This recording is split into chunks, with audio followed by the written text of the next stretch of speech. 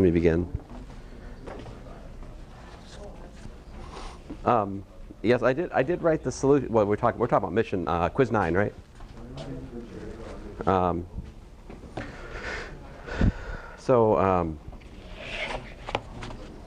Yeah, let me get out the solution for quiz 9. We can look at that. There may be an error there.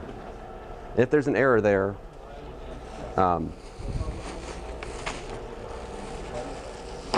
well, it is possible that the grader didn't realize that I make mistakes, you know? So,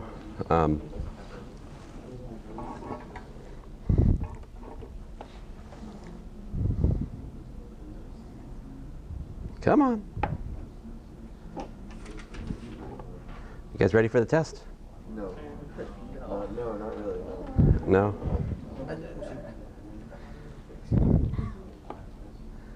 All right, let's see where I am. Where am I?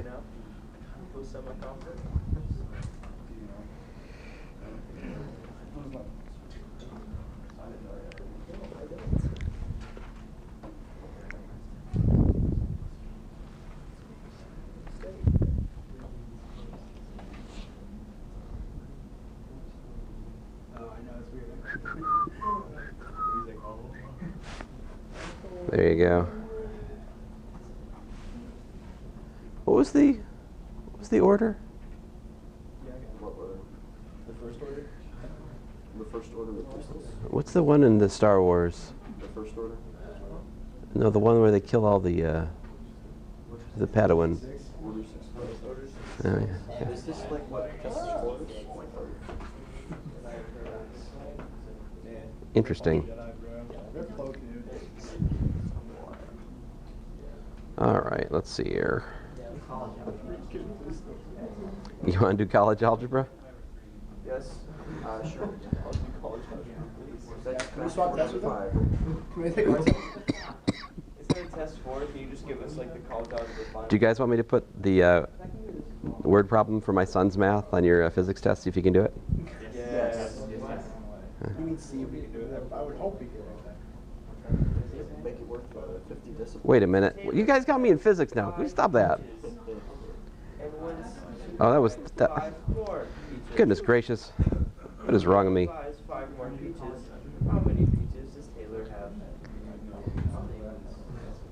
Taylor, what problem you got for? No, please not. We're talking about what? Caleb, what were we talking about? Quiz 9? Yeah. Quiz 9. Quiz 9. Where's my solution for quiz 9? It's up? Well, then it should be in here. It's in there. It's just not. Oh, okay, I gotcha.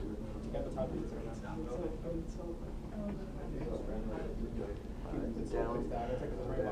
It's at the very bottom right now. See him?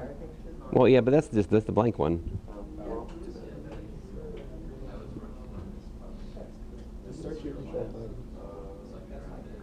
That's cheating. You can't do control find. That's cheating. Let's see here. Oh man, son of a gun. Did I post the solution to quiz 9 in Blackboard? Canvas? I mean Canvas, yeah, excuse me. Yeah. Canvas uses us more like. Let's see here. Let's see here. All right, so we're in what class? Get back here. All right, I'm in that. Quiz 9, quiz 9, quiz 9, quiz 9, quiz 9.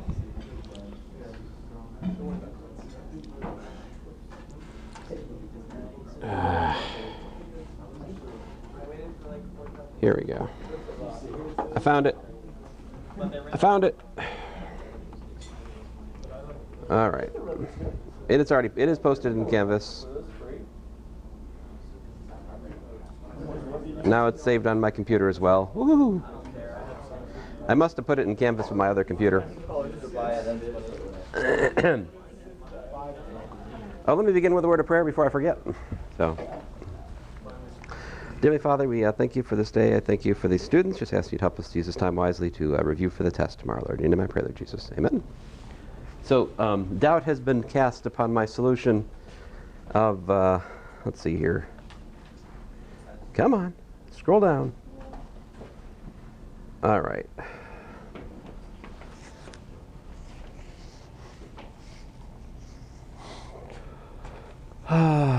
All right, so we're limited to -1 to 1. I calculate dx dt, I calculate dy dt. Horizontal tangents got dy dt equal to 0. So I either need t squared to be 0, well, t to be 0 to make this 0, right? Or I need the input, the cosine, to be like plus or minus pi over 2 plus or minus 3 pi over 2. So that would give me pi. So then the funny thing is, I talked myself out of the square root of 3 pi over 2 being a solution because it was outside of the range, -1 to 1. But it failed to dawn on me that pi is bigger than 2. So the square root of pi over 2 is larger than 1. So you're right, that should not be there. Like, this is not a legit solution because, why? This is the square root of 3 over 2-ish, right? And that is larger than 1, which is outside the scope. So that should not be there. In other words, the only horizontal tangent is the one t equal to 0, which would just be, it's just the x-axis, right? Y equals 0, yeah. So you probably lost points for that, and if you did, I'm sorry.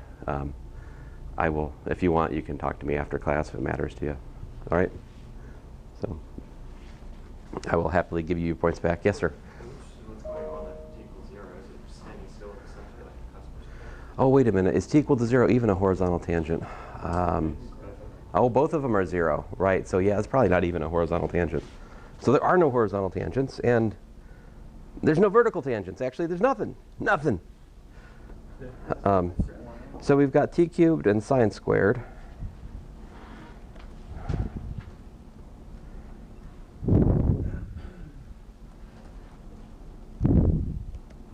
Ah!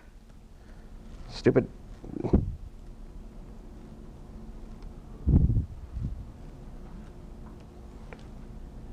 Get out of here. So, oh, it was -1 to 1, right? It's a cusp. How could you come to understand that? Like what, because we never talked about this, but it is within your grasp if you think about the tools that you have at your disposal. What you could do, yeah?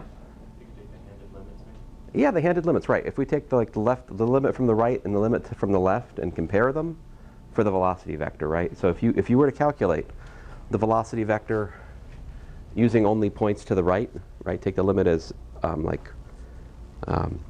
if you calculate the velocity no,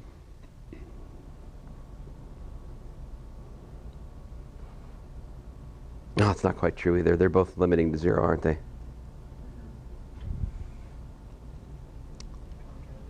I think you have to take their quotient and look at the limit of the quotient from the right. I think you actually have to look at dy dx. I think if we look at dy dx, limit as x approaches 0 from the right versus the limit as x approaches 0 from the left of dy dx. I think that would pick up on the difference for that problem.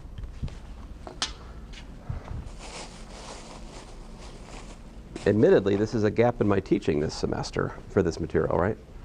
So what would dy dx be for that problem we were just talking about? And you guys got it, quiz 9, right? So we have dy dx. We can write it in terms of time as y dot over x dot, right? So for problem 5 and quiz 9, that is literally 2t cosine t squared divided by what? 3 t squared, yeah.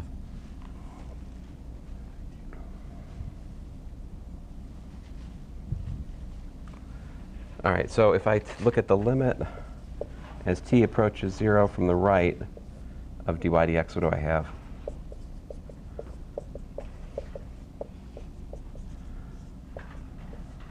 I don't know, maybe I may be missing some critical ingredient here, yeah? Well, okay, fine. So I get what? 3t, yeah? versus, you know, the minus. Let me just do plus minus like this. So think about that. When you're approaching from the right, you've got basically 3 divided by a very small positive quantity, right? So you have infinity, or you have minus infinity. So you've got like a vertical tangent from both sides, which that basically means it's a cusp, a vertical cusp, like that. See, it's going like a positive. I may have flipped it. If we think about 0, right?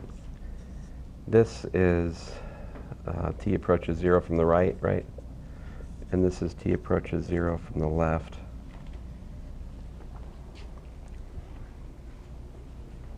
Yeah, negative decreasing, positive increasing, both vertical asymptotes in some sense.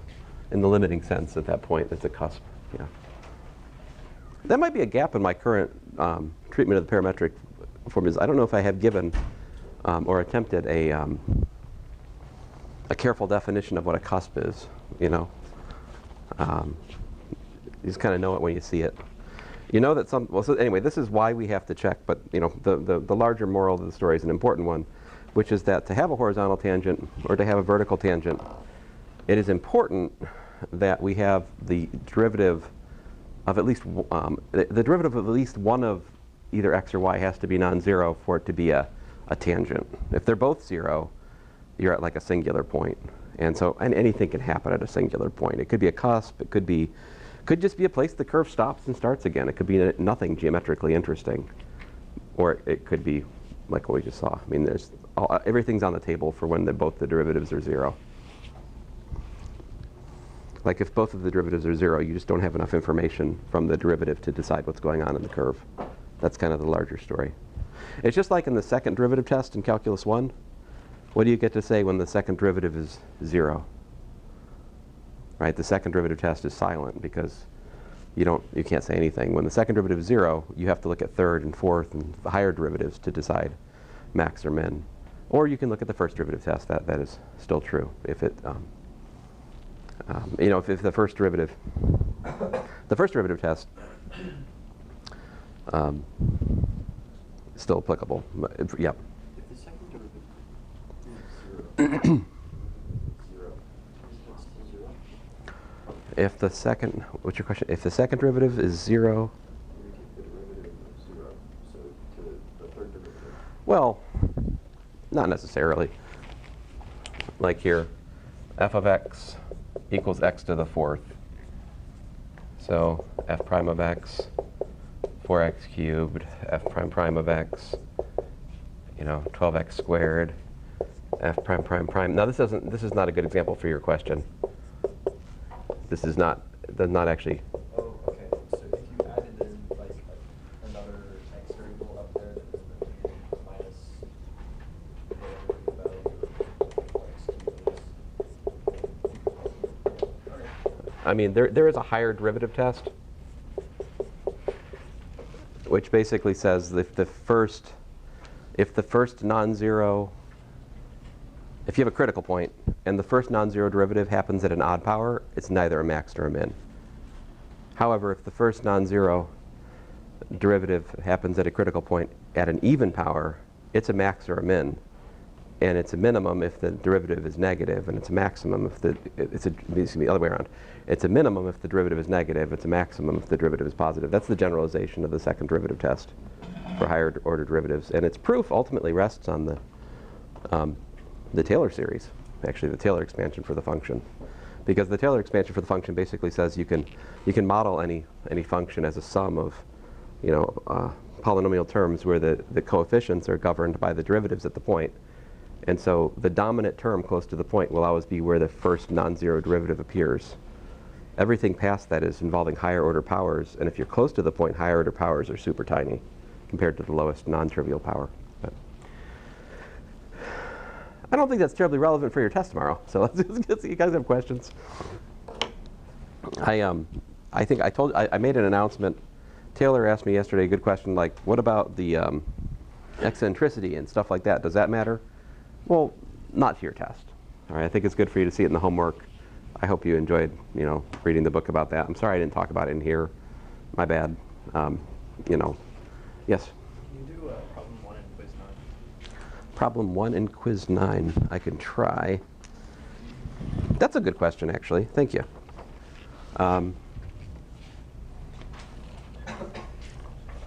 Let me put this away for a minute. I'll do it fresh. Come on, get. I said get.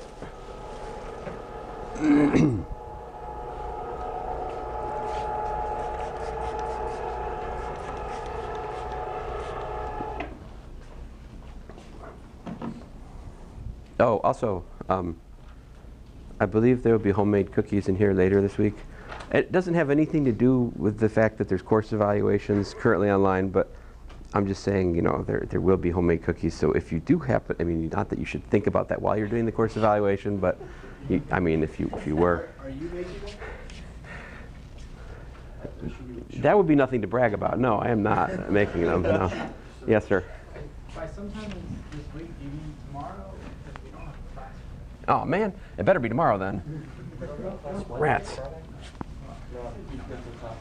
That's true, and yes, we don't have class Friday, and that's also, nothing to do with course evaluations. It's not some sort of bribe or anything like that.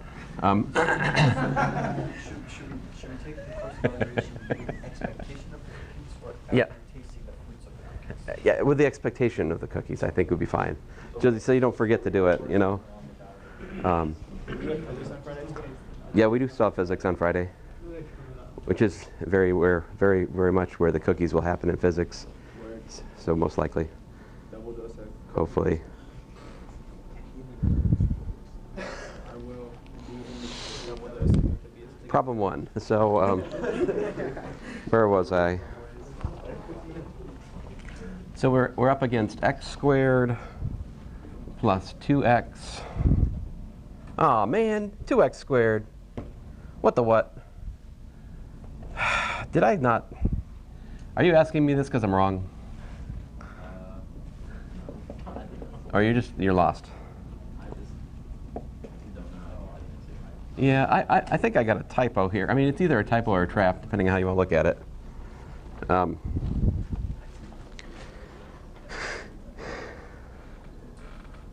How on earth? Oh, okay. Oh, I didn't see. Yeah, see, my solution is assuming that's a 2x, which is obviously not what's written. I didn't see the square. You did? If you have solved it for the 2x squared and gotten points taken off for it, you may, again, talk to me after class if you'd like your. How about this? I just raise everyone's quiz 9 score by 2 points. Does that seem fair? Yeah. Yeah, so then you don't have to. Again, this has nothing to do with course evaluations. Oh, well, we're not talking about course evaluations. Let me say, make myself a note here. Add to everybody. Well, we're not talking about course evaluations. I should have this little talk with you. First of all, anybody taken the course evaluation already? A couple? Okay. It's the same as it always is, right? Was it good? So unfortunately, this will have no effect on you. Oh well.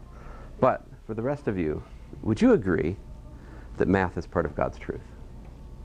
Yes. Would you also agree that we have studied math in this course? No. Yes. So, as you answer the question in the course evaluation, was there biblical integration in this course? You should ask yourself the question, do you want to be the person who says there wasn't? Because to say that there wasn't is to say that math is not part of God's truth. Do you want to be that person? Uh-oh. So there's different types of revelation. Rats. Stop, you're ruining my... I'm trying to bias the statistics. This is not helpful. So, special and general revelation? I think you're right. Yeah. I think you're right. But But isn't this like partial integration by parts? Yeah, I see. Rats. I mean, it's good that you're thinking, but anyway. Usually I can slip it past a... Actually, my college algebra actually pretty much said the same as you this time, so it's good you guys are thinking. I like students who are thinking. That's good. Usually. All right, so if we, yeah? Can we solve it for the way it is now, or without the We'll do both. So for this would be 3x squared. And then this is the thing that's tricky. You got to factor out the 4. At least I would. All right.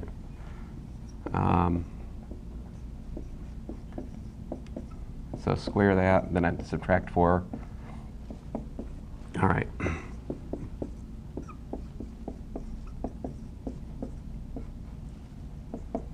All right, so once I have that, I'm like, okay, this is a hyperbola, and I can use hyperbolic sine and cosine for it. And basically what I want is, I'm going to put x is equal to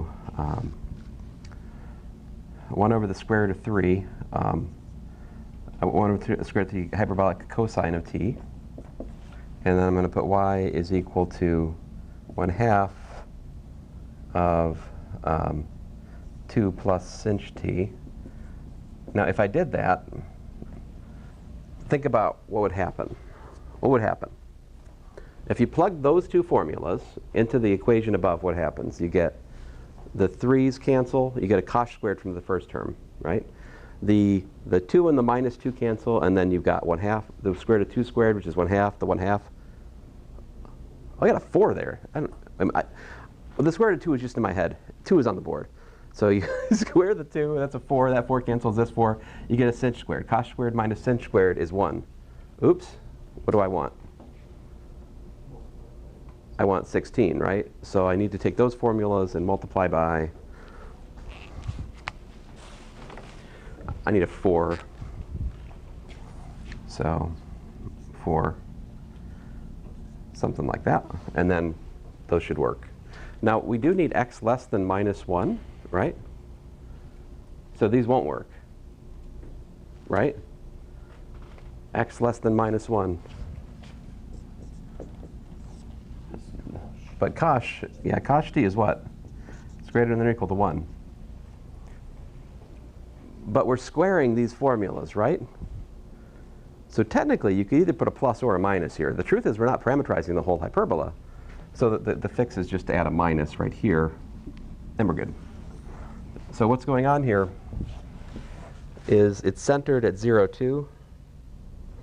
And I don't really care too much about the asymptotes. I'm just going to be very, very whatever the asymptotes. I'm not being careful about that. Yeah?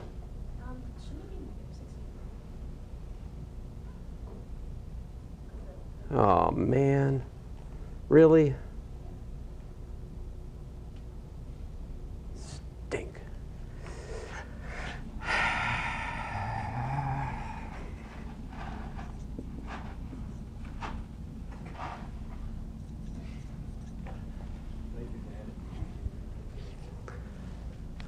Well, that is annoying. It's not so easy anymore. Let's see here. So the graph of this actually is something like, I think its closest approach is, let's see here, if I put in 0, I got 2 plus 1 is 3, 12 over 2, 6? I guess it's like 6. Anyway, so this thing looks something like that. Oh, this is really annoying. The way it's written. Oh, this is just bad. For t less than 0, what is t less?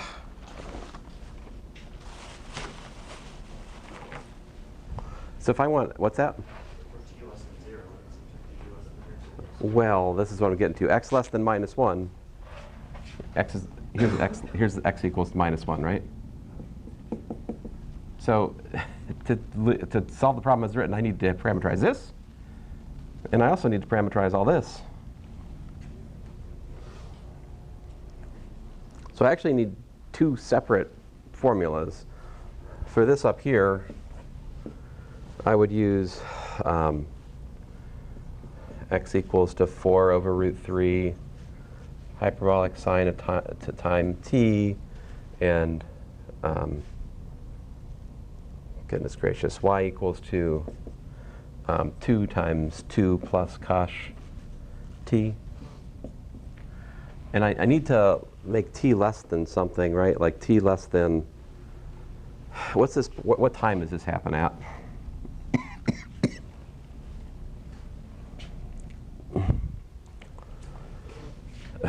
Minus 1, 4 over root 3, sinh of the t, let's call this whatever, I mean, sinh of t1. I'll just, anyway. Sinh of t minus the square root of 3 over 4. So I want this to be t less than inverse hyperbolic sine of, minus square root of 3 over 4. That would be, this right here would parameterize this piece, right? Then to parameterize that piece, what would I have down here? I would have x equals to, 4 over root 3 sinh t. Y is equal to minus 2 times 2 plus cosh t. Again, for t less than inverse hyperbolic sine of minus the square root of 3 over 4. And that would be the parameterization of the curve as it's stated. This obviously was not my intent, right? What I wanted there, and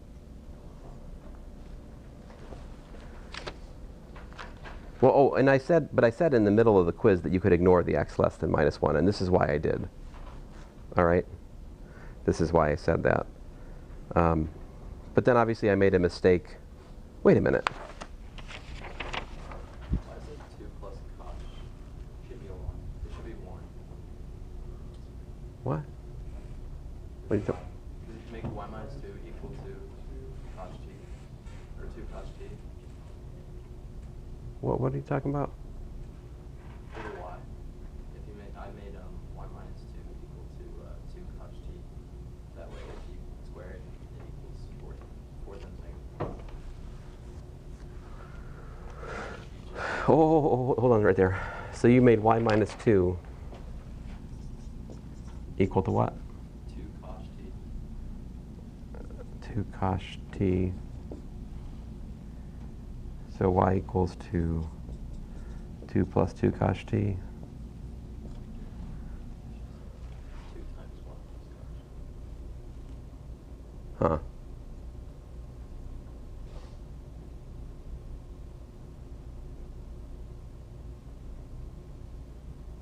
Maybe I shouldn't try to say anything about math today. Good grief. No, at least we're not doing course evaluations. Let's see here. Let's see here.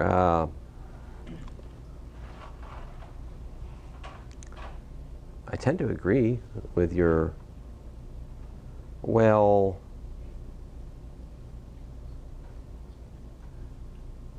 so this is what you said? This is what you said? What's the question? Well, because if the way you have it now, where it says 2 plus cosh t, you'll get it as 4 plus 2 cosh t, and 4 minus 2 beats the 2.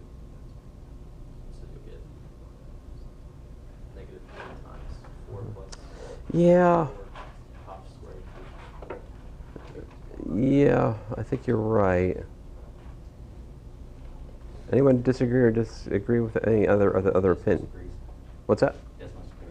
That's what should be a 1? The 2 plus cosh t. Where you have y equals 4 over 2 times 2 plus cosh t, it should be 4 over 2 times 1 plus cosh t. 1 plus cosh t, huh? Because the 2 will be subtracted by 2, or 1 minus 2. So this should be a 1, huh?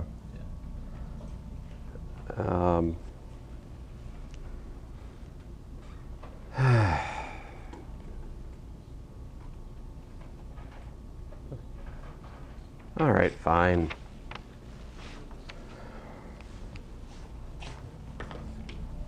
Try to start that over.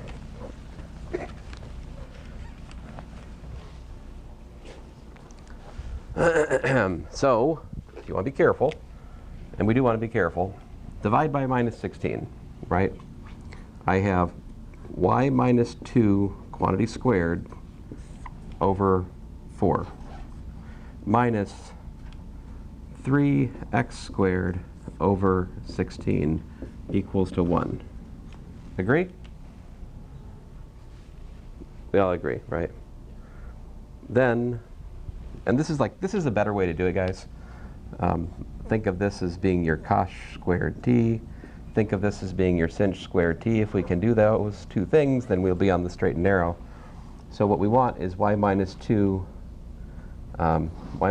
squared is equal to 4 cosh squared t, and 3x squared is equal to 16 sinh squared t if you translate those. So we can put y is equal to 2 plus or minus 2 cosh t, and our choices over here are x is equal to plus or minus 4 over square root of 3 sinh t, right? And then you choose the plus or the minus as appropriate to the branch of the hyperbolas that you're interested in.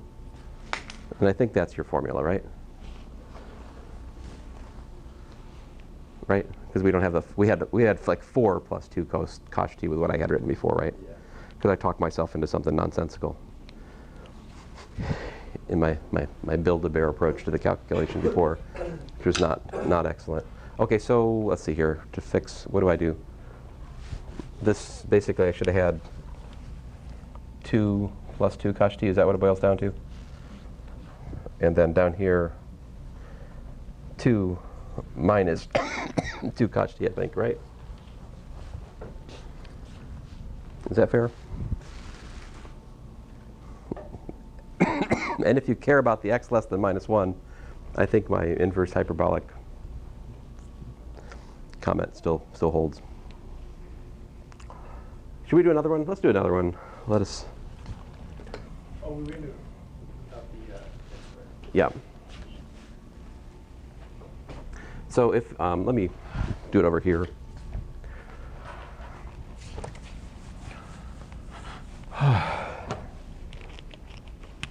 So if I had x squared plus 2x plus, was it plus or minus? Minus 4y squared plus 16y equals to 0. Then yeah, I do x plus 1 squared minus 4 times y minus 4. Wait, it was y minus 4?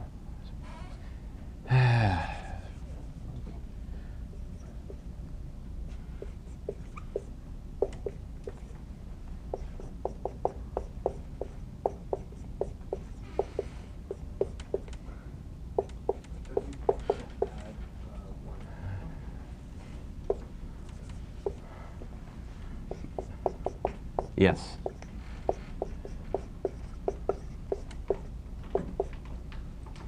Well, that looks like a 17, doesn't it? Oh, I have to subtract 16. Is it minus minus plus? Subtract to the other side, minus 15. Okay. So we get 4y minus 2 squared minus x plus 1 squared equals to 15. All right, so then that gives me, I can put y equals to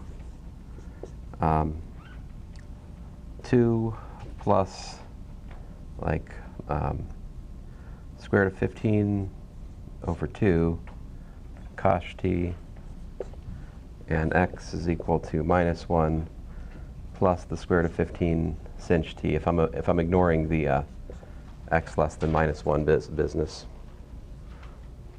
All right. And then, I mean, you could do plus or minus on the cosh sinh depending on, well, we don't really need to do plus or minus on the sinh because, anyway, yeah. For the step where you went from the top, the first step to the second step, this is supposed to be negative because you're adding.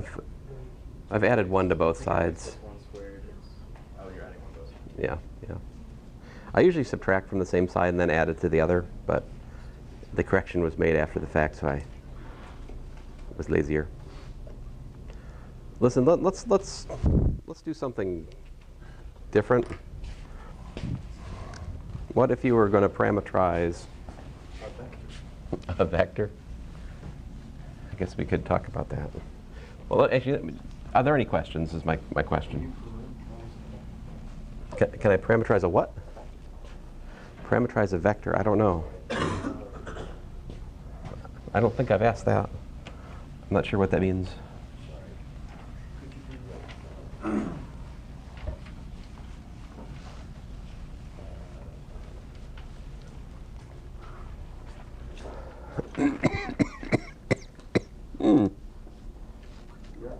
Yeah, I'm okay.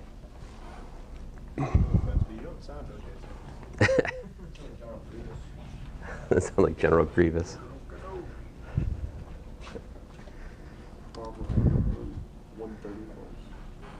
Oh, General Grievous. That reminds me of a time when Star Wars took time to kill its villains.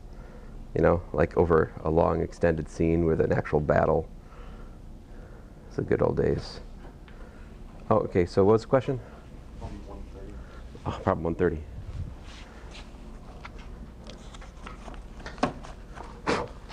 All right, let's see what we got here.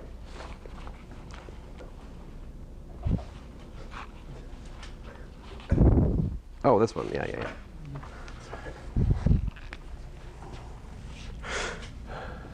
So here we have r as a function of t is equal to cosine t squared sine of t squared, right? So dr dt, we differentiate both one at a time, right? So we get 2t minus 2t sine t squared plus 2t cosine t squared by the chain rule. And then r dot dr dt in this case is cos t squared sine t squared dotted with minus 2t. I hope you guys have, like a lot of you had the dot product wrong on the quiz when we had dot product. So I would urge you, if you were such a person, to like fix that. The dot product is a scalar, right? You guys wrote vectors. That's not good. Yep. So what are you doing with the dot product? Oh, the question asks us to do it. It says part B, calculate dr dt dot r. And the reason for that is to see that, in fact, these are perpendicular. So like here, what you get, of course, is minus cos t squared times 2t sine t squared, right? Plus the sine of t squared times 2t cos t squared, right? And those are equal and opposite, so they cancel, and you get 0. And the reason for this is pretty simple. This is a parameterization of what?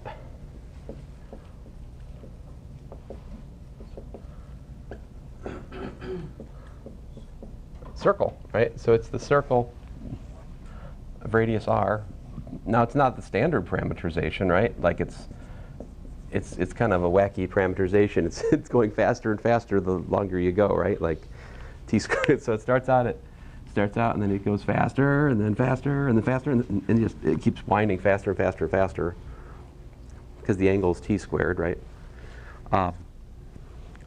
But anyway, whatever time you look at, the velocity vector points like this.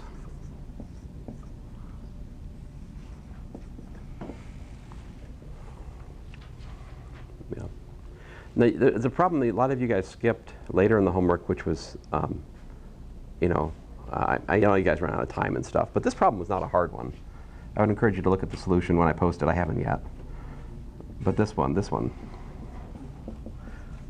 This is not a hard problem. All you have to do is square both sides, and then that gives you r minus c dotted with r minus c equals to r squared. Now here, c and r, they're constants, right? So if you differentiate that with respect to time, when we differentiate this with respect to time, we get dr dt dotted with r minus c plus r minus c dotted with dr dt. What's the derivative of r squared? Well, it's 0, right? So that tells me that 2v dotted with r minus c is equal to 0. So that's part A of that problem. It's actually not bad. And then part B, if you differentiate this again and you think about it, you can derive it. Part B is a little bit more subtle. But I will post a solution for this so you guys can look at it later if you want. All right? Like later today. Yeah. I have it written, I just haven't scanned it.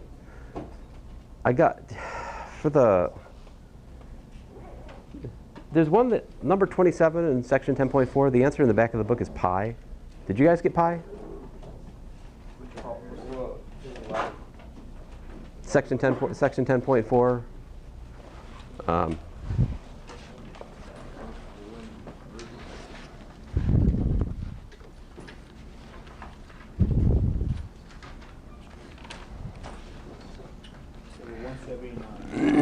Is it 179? That sounds right. Oh no. Well, maybe it's possible I did the same problem twice. It was 175. 175. Yeah. Yeah. You got pi? Dang it. I'm getting 5 pi over 4. I don't know what I did wrong. But that was the first thing I tried today. So everything I'm doing today is garbage. So, sorry. It seems. One thing you guys were shaking on in the quiz, and you guys, I'm like talking past you. I say graph r versus theta, and then make the graph from that. I'd like you to understand what I'm talking about there. A lot of you are just going straight from the polar equation to the xy graph. That's fine, but I do want you to also understand the method of graphing r versus theta and translating from that graph to the xy. So. Do you have like notes? Yeah, it's the ones I posted.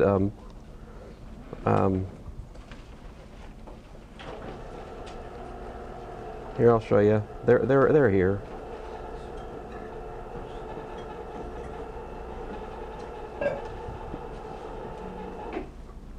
Come on.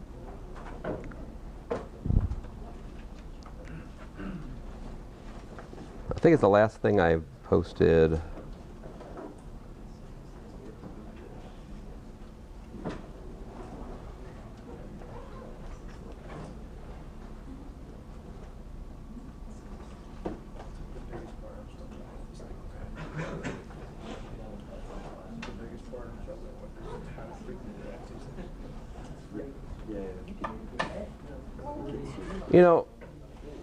You know what would be annoying? Yes. If I had not posted my last bit of notes. That would just be like... Not what I was thinking, but you know. That was not what you were thinking? That's good.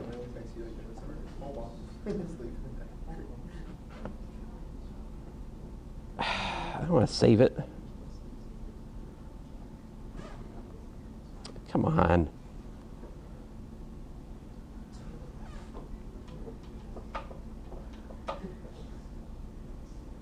Just stop it.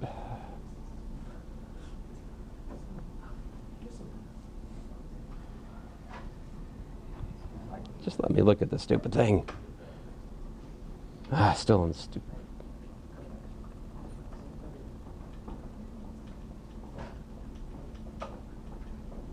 So it wasn't in this one, right? No, it's not in this one. It's the one after this. I think I called it.